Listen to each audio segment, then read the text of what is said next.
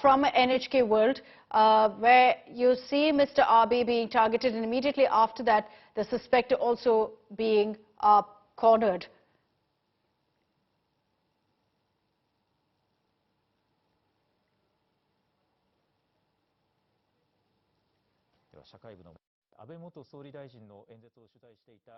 That video, let's show you that video of how Shinzo Abe was speaking.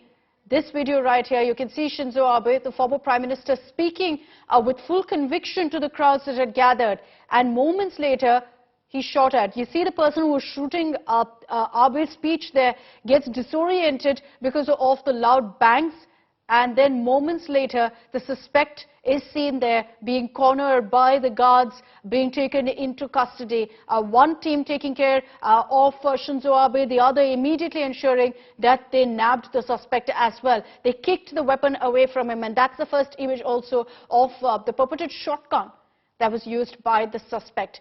His questioning is underway to understand exactly why he targeted the former Prime Minister in this rally that happened. This wasn't any sort of a mass shooting. The target was very clear. It was former Prime Minister Shinzo Abe. And as he was speaking there in front of that crowd from exactly behind him, you can see some of his security personnel also deployed around. And exactly from behind him, you see this person, the suspect, Tetsuya Yamagami, shooting at Shinzo Abe. And I know a lot of you are asking why this happened. Why was Shinzo Abe targeted? We don't have those answers just yet because the Japanese police are still investigating the case.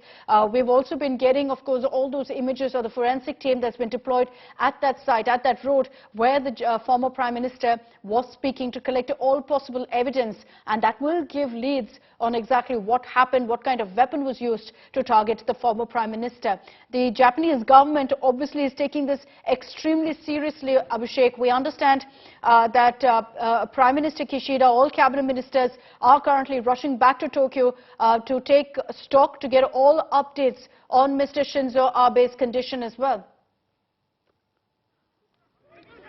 We'll reconnect with Abhishek in just a bit, but the kind of footage that's really emerging of this attack, it's shocking. You can see, how in a matter of seconds, really, Mr. Shinzo Abe, speaking with full conviction in that speech, was fired at mid-sentence.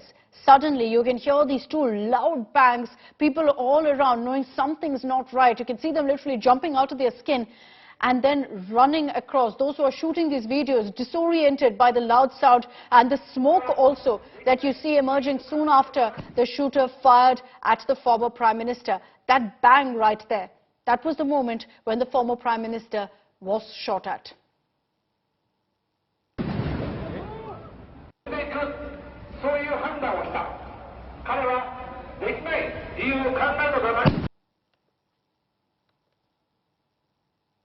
The Japanese government has confirmed right now that they are looking into all the details that are emerging of this attack.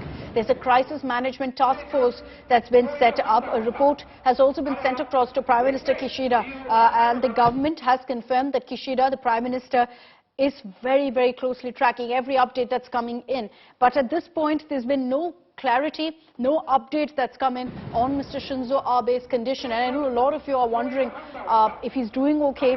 We know that he is currently in the hospital receiving all possible medical treatment and medical help. Any communication that will come in from the government will be only after Mr. Abe's family is first intubated, and then they perhaps will be flown down to Nara city, and only after that will there be any communication, any sort of confirmation from the government on his condition. There's been no statement or communication from the hospital either on Mr. Abe's condition. And let's get you a report that was filed by Japanese media moments after the attack on Shinzo Abe. Westgate in Nara City. It's been nearly 2 hours after the incident. The traffic circle in front of the station is still crowded with people. And police is continuing investigation and examination of the assault. A man in his 20s from Mie Prefecture who watched the development says that he heard 2 gunshot sounds when Abe was making a speech. and before he collapsed onto the ground. And he was totally freaked out when he watched that development. That was Yamato Saidaiji Station.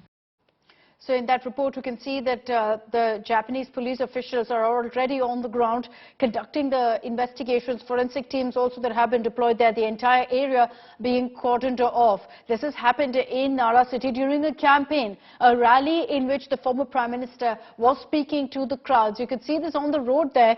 Everyone around him gathered extremely close to him. And it's understood at this point that the shooter also managed to get very close to the former Prime Minister and shot him from behind, just meters away from the former Prime Minister, really. And you can see that from where the smoke also emerges after the firing at Shinzo Abe. And that itself shows you the proximity at which the shooter managed to get towards Shinzo Abe and managed to fire at him. It was very clear that this is an assassination attempt, a premeditated one. The person, the suspect, is a local from Nara city. The moment this news broke, there was a lot of speculation that this was an outsider who targeted the former Japanese Prime Minister. It's been confirmed by the police that the shooter was a local from Nara city, a 41-year-old Tetsuya Yamagami.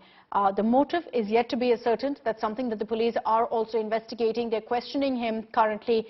He's been charged with attempt to murder for the firing at Shinzo Abe.